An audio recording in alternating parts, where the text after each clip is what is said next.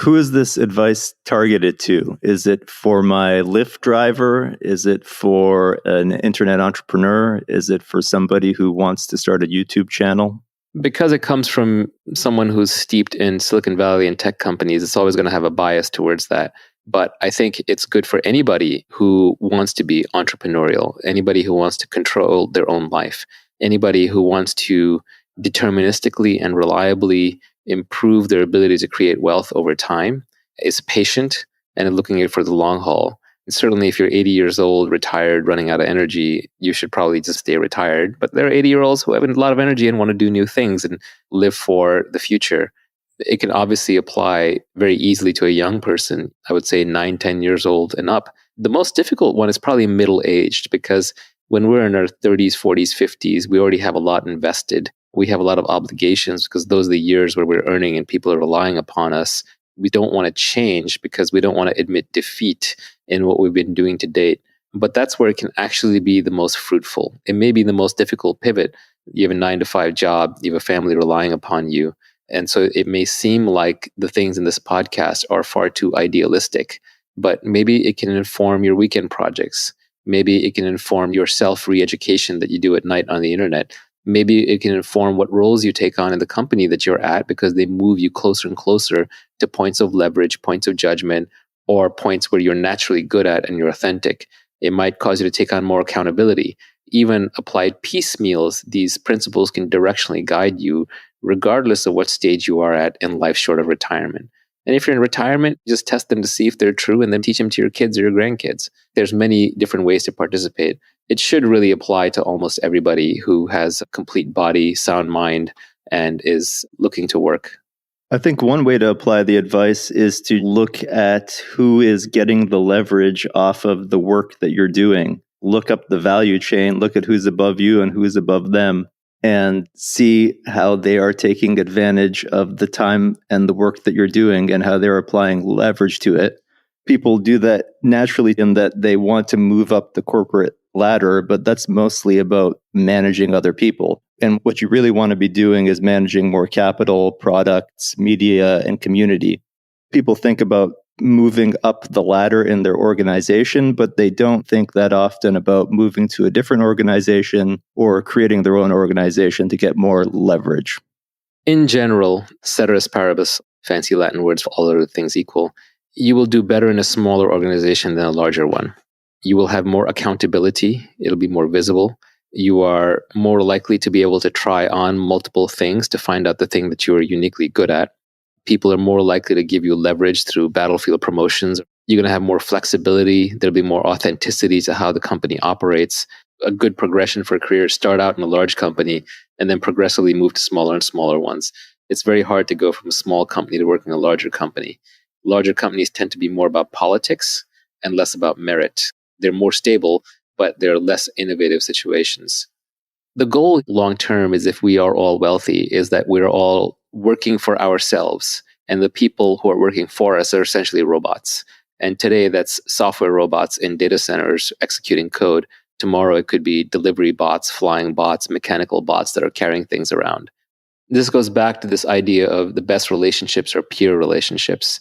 If there's someone above you, then that's someone to learn from. If you're not learning from them and improving, then there shouldn't be anybody above you. If there's somebody below you, it's because you're teaching them and enabling them. If you're not teaching them and enabling them, then get a robot underneath. You don't need a human being below you. This is utopian and it's a long ways off. But in the not too distant future, anybody who wants to work for themselves will be able to work for themselves. You may have to make other sacrifices. You may have to take on more risk. You may have to take on more accountability. You may have less steady income. But more and more, I think the younger generation is realizing that if they're going to work for themselves. In one of your tweets, you listed out some of the things you should study, like programming, sales, reading, writing, arithmetic. One of the items that ended up on the cutting room floor was that you should also study ethics. I was originally going to put that out there as a concession to people who believe that making money is evil and that the only way to make it is evil. But then I realized ethics is not necessarily something you study. It's something you think about and it's something you do. Every one of us has a personal moral code. And where you got that moral code from is different for everybody. It's not like I can point you to a textbook. Sure, I could point you some Roman and Greek text, but that's not going to suddenly make you ethical. There's the golden rule, right? Do unto others as you would have them do unto you. Or there's Nassim Taleb's silver rule, which is don't do unto others what you don't want them doing unto you. Once you've been in business long enough, you will realize how much of business is about trust. And it's about trust because you want to compound interest. You want to be able to work for long periods of time with trustworthy people without having to reevaluate every discussion, without having to rethink each time, and without having to constantly look over your shoulder. And so over time, you gravitate towards working with certain kinds of people. And similarly, those people will gravitate towards working with other ethical, quote unquote, people. So being ethical turns out to be a selfish imperative. You want to be ethical because it attracts the other long-term players in the network, and then they want to do business with you. And if you build a good enough reputation for being ethical, eventually people will pay you just to do deals through you because you're the one who will validate and ensure the deals by your presence because you wouldn't be involved with low quality stuff. So being ethical actually pays off in the long run, but it's the very long run. In the short run, being unethical pays off, which is why so many people go for it. It's a greedy algorithm. But you can be ethical simply because you're long-term greedy. And I can even outline a framework for different parts of so-called ethics just based on the idea of long-term selfishness. For example, you want to be honest because it leaves you with a clear mind. You don't have two threads running in your head. One is the lies that you told you to keep track of, and the other one is what you're saying. You just have to think about one thing at a time, so you have more energy to think about that thing, so you're a clearer thinker. Also, by being honest, you're rejecting the people who only want to hear the pretty lies. So you force those people out of your network. And sometimes it's painful, like friends and family. But long term, you create room for the people who like you exactly the way that you are. So that is a selfish reason to be honest. For example, in negotiations, if you're the kind of person who always tries to get the best deal for yourself, you will win a lot of very early deals and it'll feel very good. But on the other hand, there are a few people who will recognize that you're always scrabbling and not acting fairly, and they will tend to avoid you. Over time, those people end up being the deal makers in the network because people go to them for a fair shake or to figure out what's fair.